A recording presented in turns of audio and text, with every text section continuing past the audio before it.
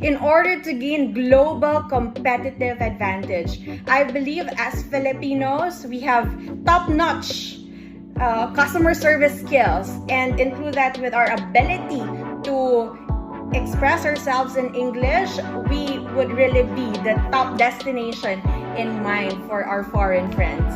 So today, let us polish the communication skills and become more confident in interacting with others. So some learning goals for this morning session.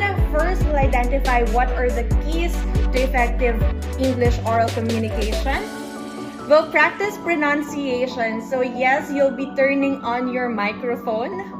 Okay, so I'll be calling volunteers later on to read some slides. Identify common mistakes and clarify confusions in communication.